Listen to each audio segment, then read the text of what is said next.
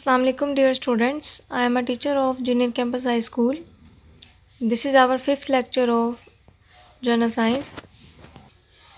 जी students, हमारा आज का टॉपिक है the results of a volcanic eruption on page 226 226 पे हमारा आज का टॉपिक जिसको हम डिस्कस करने जा रहे हैं वो है जब एक वोल्केनो फटता है, आतिशिया के फटने से उससे कैसे असरात सामने आते हैं, क्या असरात होते हैं।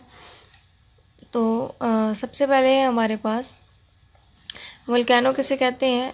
आतिशफशा पहाड़ जो लावा जिससे निकलता है, और इसके हमने टाइप्स पढ़ी थी, एक्टिव वोल्केनोज, डोरमेंट और एक्सटिंक्ट वोल्केनोज। ऐसे वोल्केनोज जिनसे रेगुलर इंटरवल के बाद या बाकायदगी से लावा निकलता रहता है, वो इरप्ट होते रहते हैं, ऐसे एक्टिव वोल्केनोज कहलाते हैं।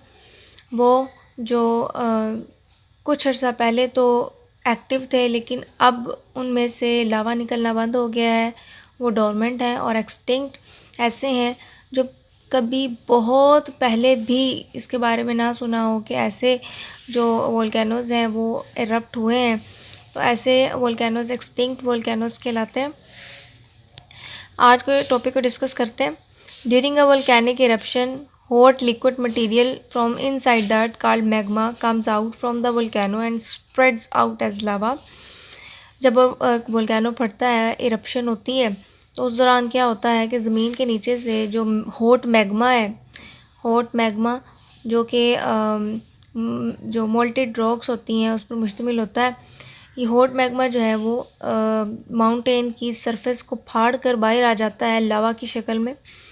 और इसके साथ साथ नुकसानदेह गैसें और राख, ऐश जिसे हम कहते हैं, वो भी निकलती है। गैस एंड ऐश और also sent high up into the air and an explosion is heard as a result of explosion या as a result of eruption. एक धमाका खेज आवाज़ भी उठती है, which spread all around in the areas. The lava is runny and extremely hot. जो lava निकलता है वो पतला होता है और बहुत ज़्यादा शदीद गर्म होता है उसके हाई टेम्परेचर की वजह से।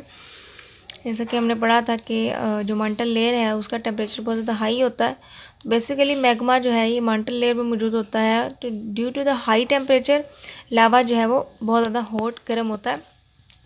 It kills anything that is in its way.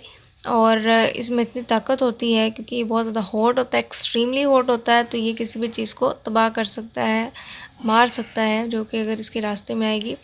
The ऐश, जिसको हम जो नॉर्मली डस्ट है, राख, is blown by the wind and by the force of explosion.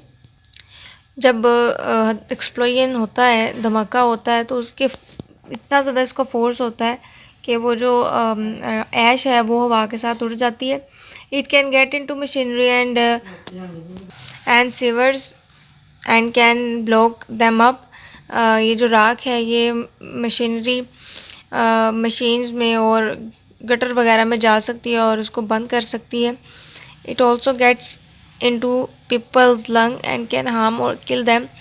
और बाय इनहेलिंग एयर की मदद से ये जो ऐश है, डस्ट, ये फेफड़ों में जाकर उनको नुकसान पहुंचा सकती है और लोगों की अमवात की वजह बन सकती है। When the ash gets into water, it makes mud which can block up the rivers and cause floods। और पानी में अगर ये जब वो ये डिज़ोल्व हो जाएगी तो उससे क्या होता है, कीचड़ बनता है जो कि चूँकि वो थिक होता है, रिवर्स को ब्लॉक कर सकता है। और दूसरे जब वो जो वाटर जहाँ से फ़्लो कर रहा है उस पैसेज वे को ब्लॉक कर सकता है, जिसकी वजह से सैलाब आते हैं। Along with the eruption, there may be high winds that knock down trees and houses and also high tidal waves। Tsunamis produce होती हैं इन सी और एरियाज़। बहुत ज़्यादा हवा चलती है और इतनी तेज़ होती है कि वो दरख्तों को उड़ा सकती है, घरों को तबाह कर सकती है, और इसके साथ साथ सुनामीज आ सकते हैं। Some effects are only noticeable after a long time. कुछ ऐसे असरात हैं जो कि काफ़ी देर बाद पता चलते हैं एक्सप्लोजन के। Some of the materials make the land hard to farm but there are also minerals in the lava that make the land more fertile. बाज़ औक़ात ऐसा होता है कि जो लावा है या जो हवा जो डस्ट उड़ी है उसमें ऐसे मिनरल्स होते हैं जो कि जो लैंड है उसको लेस फर्टाइल कर सकते हैं, बंजर बना सकते हैं। लेकिन बाज़ वक़्त ऐसा होता है कुछ ऐसे मिनरल्स मौजूद होते हैं उसमें जो कि ज़मीन को ज़्यादा ज़रख़ेज़ कर देते हैं। In the long run therefore the ash and the flooding of the land can also make the land more fertile and help the farmers. The lava and ash build up new land and soil. और जो लावा है वो इसकी वजह से नई soil भी बनती है। जब ये लावा ज़मीन पे आता है तो ज़मीन पे आकर ये जब ठंडा होता है, कूल डाउन होता है, तो उससे नई सॉइल भी बनती है। Let's go inside a volcano. अगर हम एक वोल्केनो आतिशबाग के अंदर देखें तो हमें कौन कौन के स्ट्रक्चर्स नज़र आते हैं। Volcanoes are found at the edge of the continents where one plate is forced down below another. Volcanoes कहाँ मौजूद होते हैं? जो बरसगीर कॉन्टिनेंट्स हैं इनके किनारों पर, जहाँ पे जब दो प्लेट्स आपस में मूव करती हैं तो एक प्लेट जो है वो एक दूसरे के ऊपर आ जाती है। As the rock is destroyed hot liquid material magma is forced up the centre of the volcano the vent. जब एक वोल्केनो जो है उसकी सरफेस डैमेज होती है तो हॉट मैग्मा जो है वो अंदर पाइप से गुजरकर जो है ऊपर ओपनिंग से निकल जाता है। दिस कम्स आउट एज लावा, और बाहर किसकी शक्ल में आता है? लावा की शक्ल में। If the lava is fairly runny then the gases that are trapped in it can escape easily. अगर तो लावा पतला है तो उसके अंदर जो गैसेस होती हैं वो आसानी से उड़ जाती हैं। But if the lava is thick then the trapped gases explode with the loud noise and large cloud of ash and pieces of rock are thrown out. और अगर लावा बहुत ज़्यादा थिक है तो उससे क्या होता है कि जो गैसेस, ट्रैप्ड गैसेस हैं लावा में, वो एक एक्सप्लोजन के साथ बाहर आती हैं।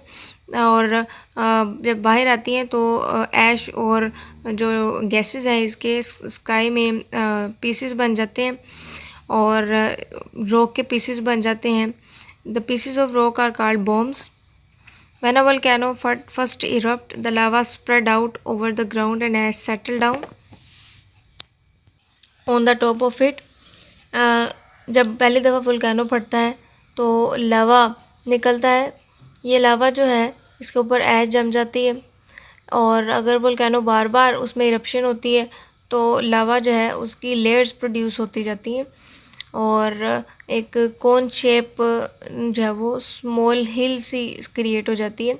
After several eruptions layer and layer of lava and ash are formed which built up to make the cone shape.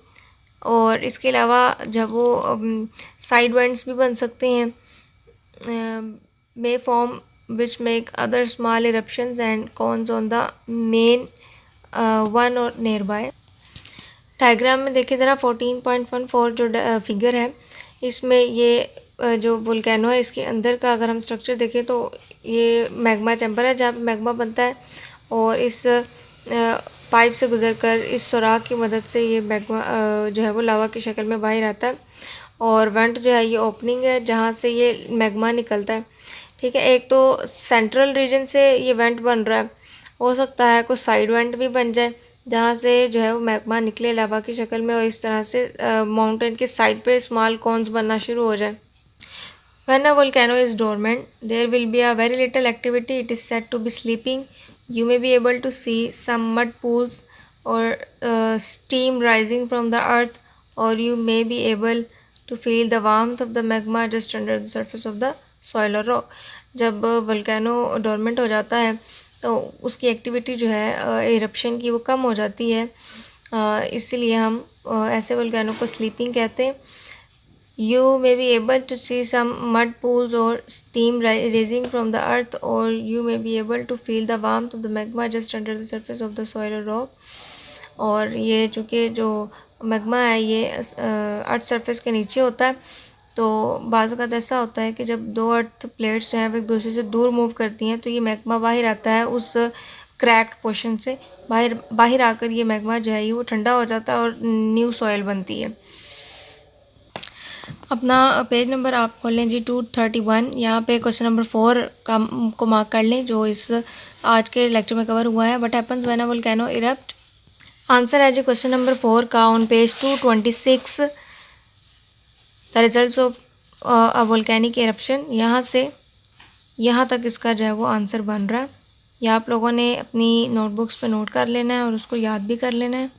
इसके साथ साथ स्टूडेंट्स आपने जो रिवीजन स्टार्ट की हुई है यूनिट नंबर 11 की, उसका आपने क्वेश्चन नंबर 7 और 8 दोनों रिवाइज़ करने हैं और अच्छे तरीके से लर्न कर लेने हैं। हमारा आज का लेक्चर ख़त्म होता है। अल्लाह हाफिज़।